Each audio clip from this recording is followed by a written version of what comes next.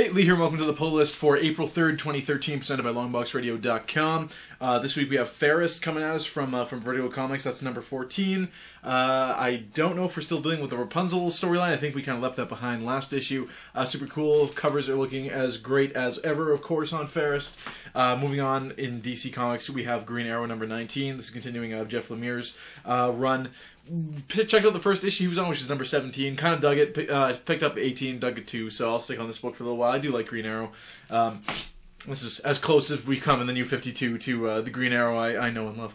I was forced to buy this book this week. Not to say it's a bad book or anything. I just had never thought of picking it up. I think it's from last week or a couple weeks ago, and that's from Image Comics, and it's East of West from Jonathan Hickman right there. Apparently it's got some cool cowboy space sci-fi action going on, so I was implored to buy this book by Justin at Galaxy Comics. So pretty thick book. It's on a very weird cover paper, but there it is, issue 1.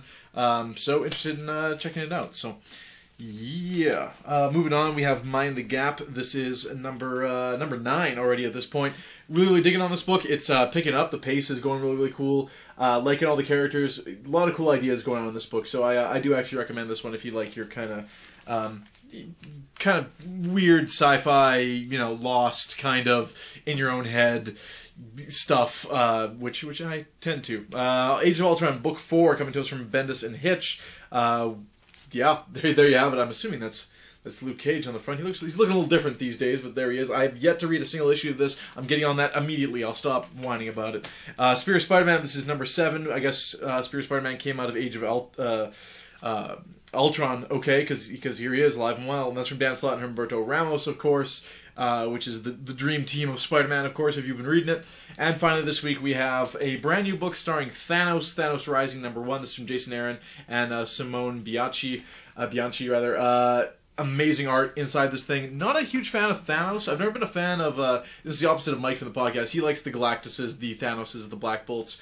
I like the more flawed characters. Your Daredevils, your Punishers, definitely. I like someone who, isn't always in the right. They aren't a super powerhouse. They got to go about, things on their own. But yeah, Thanos right there, picking it up because I am looking forward to the Infinity event, of course, which was announced earlier this week. And of course, Jason Aaron rarely strikes out with me. The art's super cool in this book, so looking forward to it.